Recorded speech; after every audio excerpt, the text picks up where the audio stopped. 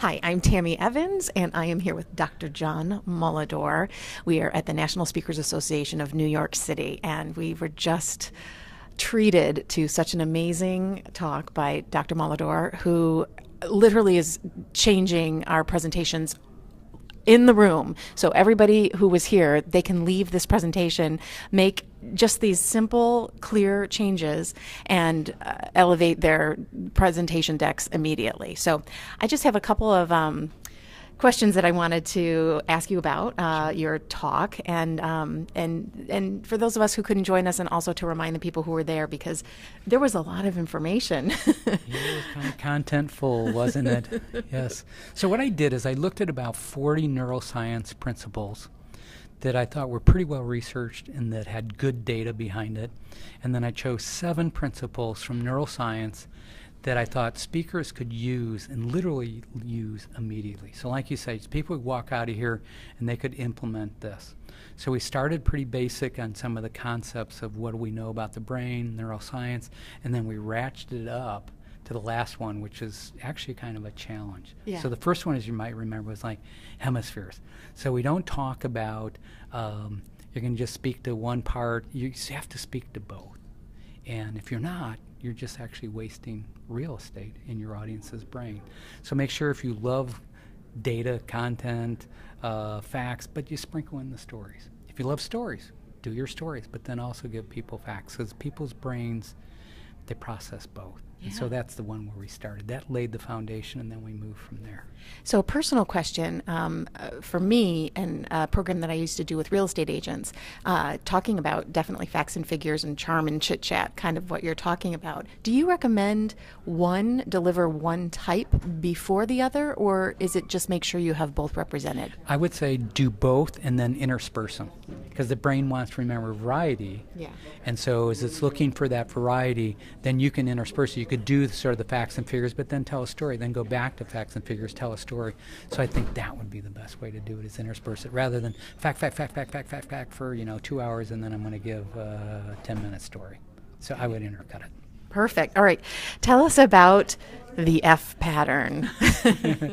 So we looked at eye tracking studies. So when people are presented with an image, or they're presented with, even going to one's website, there's the sense that the eye does the capital F. So it looks down on the left side first, and then the eye scans over to the right, and then at the top, and then over to the right again in the middle. So it does a capital F. So for you looking, it'd be this capital F. So So when you're looking then on the left side of a slide, that should be, we think, in terms of the being brain friendly, that's where the image would go. And then as the eye goes to the right, that's where your text would go. Okay. So the image then sort of... So the image would be over here for the right, people watching. and then the text would be over here then. Okay. And so the eye then would look here to the image, and then it comes over here for text, or comes over here. So I even raised the text then on the slide, so it's easy on the eye.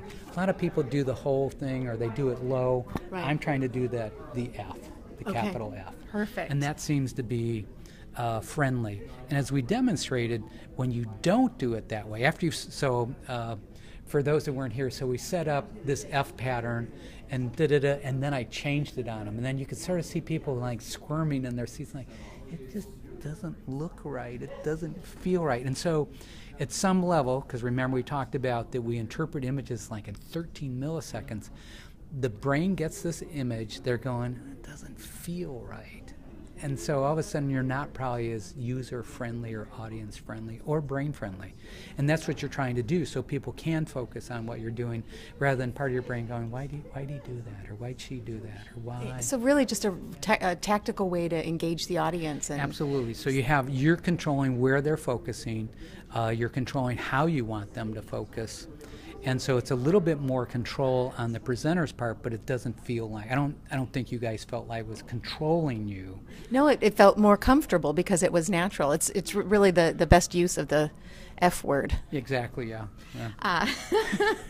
Tell me about, talk to us a little bit about stage right and stage left, as we say in the entertainment industry, and I think you called it speaker right and speaker left. I found very interesting. Right, so we know that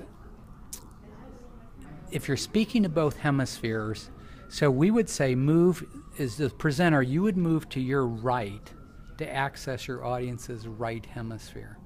And so the right hemisphere of your audience loves stories, they love the visual, they love kind of the big picture stuff. Move left, you then access their left hemisphere. That's sort of the data, the scientific stuff. Because a lot of people go, well, I'm not using slides. I don't have. Well, you become your own visual, and so you can move to the right. As you face the audience, you move to the right, and that's where you tell your stories. And you even gave an example about sitting. You could just. So if you're in the middle, so again, I'd presented this and somebody said, well, I'm a yoga instructor. I just put a table on the stage. I sit on top of the table and then I do the class. Well, then move them to your right for this, for maybe a story. Move them for your left in terms of the data that we know from functional MRIs, or we know what happens with blood pressure when you meditate. And so you can drive your audience then to the right or left. And it's just, again, it's probably one of these things that we think is just sort of brain friendly and so easy. Powerful and so easily implementable. I mean, immediately implementable. You talked about, all right, here, for the record, I would like you to settle this and let this information go out to everyone, because I think it's something that everyone's heard before. Tell us a little bit about Alfred Mehrabian and his research. So Albert Mehrabian's from UCLA. He did a interesting study, and so people hear the biggest one you hear is that 7% of communication is words, and then what is it, 38% like the nonverbal, and 55 was something else. So it's the correct citing of the numbers, but it's not what he was studying. He was studying likability. And yet somebody got hold of this, and now you see it in anybody that's speaking in the area of communication. You hear this, well, it doesn't really matter. It's only 7% of the communication is words. No. And this is, again, one of those things. You gave several examples of research that we take as fact. A lot of people in the communication industry take this as fact, this being one of them, probably the most overused one. And it really is a disengager for your audience, because if you've got someone in the audience that actually, and most people could Google this in sight, it's going to completely disengage your audience from your presentation. So the other piece of that is because of the access that people have through their phone, through their tablets, is they're fact-checking you on the spot. So in my world with the medical students, they're fact-checking me. Mm-hmm. Well, do you know that the New England Journal, no, well, it just came out an hour ago. Oh, thanks, during my presentation. So they're citing it. So since people can fact-check you, and if they fact-check you and they find out you're wrong, probably everything that you've said up to that point will now be discounted, and everything you say forward will probably be ignored. And so I think it's critical that we pay attention then to what are we saying? Because if we're just saying stuff, and here's the worst one, you have really famous people that say this stuff, and it turns out it's not true, but because they're famous and you attribute to them, you have to sort of fact check all the way to the original source where you can. Best way to do that, and I know I can't say this in this building, but I would go to scholars.google.com. Then you put in the information, or if you're just going to stay on Google or Bing, you put in what the so-called fact is, and then you put myth after it. So you go 7% words, myth. Okay. And then you'll find other researchers that are actually debunking the myth, and then usually you'll cite the original research, and then they tell you what the real stuff is. So myth or fact, or true or false, I mean, you can put those words on after. The other one, remember, we did was 21 days to form a habit. So you go 21 days to form a habit, myth. Okay. And then you'll get so actually you get the contrarian. And I think that's critical in terms of brain function. You always want to be looking for the contrarian. Why? Confirmation bias. This is a bias that's so strong in us as human beings, and you see this playing out in the political world, you see it playing out in who watches, whether it's CNN or Fox or whatever. People tend to then watch or be part of industries that confirm their belief. And so if you really want to have the balances, you also have to find stuff that's disconfirming or myth and that just, I think it fits with being, I think, a professional, as you have to fact check.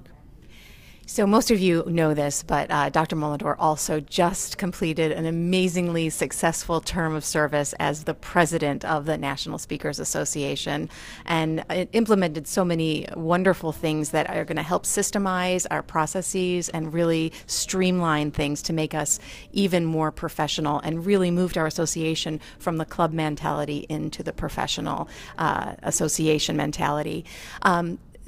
Dr. Molidor, can you share with anyone who's interested in, maybe they haven't become involved on the national level yet, and what are some things that people can do to sort of crack that door open to actually start to get involved not only here in New York City but also nationally? So what I would probably recommend is that obviously work through your chapter. So you let your chapter leadership know, I'm interested in this area, or this is an area that I feel I could make a difference. Let them know so they also can be telling then people at the national level.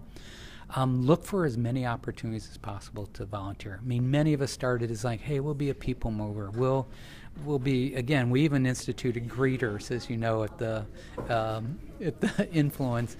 You know, just I'm willing to sort of greet people as they come in. So start there, and then the beauty of our association is that's how you meet really cool people. And then you share with them, I'm interested in this, or I think I have an expertise in this, and then they put your name forward. So it's really sort of building that network so the word can get out. A lot of people just come forward and say, I want to do this, but either they're not known, nobody knows if they have the expertise, but it's like if someone else is singing your praises, that really helps. But again, it's probably more personal. So I tended to choose areas that made me, sorry the language, pissed off or upset me. And so it's like, it'd be like, oh, okay, why is this upsetting me? And then I'd go do the research on it, then I'd write it up. And so that's kind of how I first got involved in all this. So it's like, this didn't make sense to me. I'm going to change it. And so I'd often volunteer. I'd say, all right, I'm willing to do the research for you guys, write it up, present it to you, and then you guys can do whatever you want with it. Excellent. Problem solving at its best. And I think my final question for you is really just a statement of fact. I think, well, you and I both know this to be true. But we may be sitting in New York City, which is one of the most incredible places on earth. But just scientific proof has shown that, well, why don't you share, what is the best state in the United States of America? So, well, let's go right to the chapter. So it would be the NSA New York chapter is the best of all. That's chapters. East of the Mississippi, north of Mississippi. But I think there's probably a state that kind of stands out in this country. The state in the country would be Michigan. Show us your hand map. That's where we live. Well, Dr. Molidor, thank you so much for spending time with us here in New York City, and thank you, NSA Michigan, for sharing him with us, and for all of the amazing work you did for our association over the last year. Any parting words you wanted to share with the New York City chapter and all of the people who will be watching this on our website? So I think the cool thing is you have these incredible individuals that have these unique backgrounds, and the more you get involved and you talk with people. So here's a quirky one, but rather than ask people as you join, or what do you talk about, find out about them first. The people have such fascinating backgrounds, and I've found if I understand their background, then it leads me to understand why they're talking on this topic or what expertise they bring to it. But it's starting to build that community, and they're just, I think this is an association of such caring people. They want to see everybody succeed. Absolutely. And that's what I love. And I'm part of a lot of associations, and one of the things I love about the National Speakers is there is that sense that we're probably the only ones that actually understand what it is we do. We can support one another, we can share, and we can help everybody grow.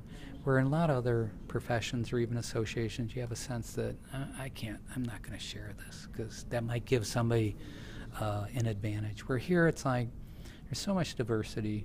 It's really cool to see. So I get involved, learn about each other, and be doing your best work. Thank you so much for sharing your gifts with us so that we can leverage the best of our profession. Thank you for being here in New York City. We hope that you are all doing well, and we look forward to seeing you next month at National Speakers Association of New York City. Bye. Bye.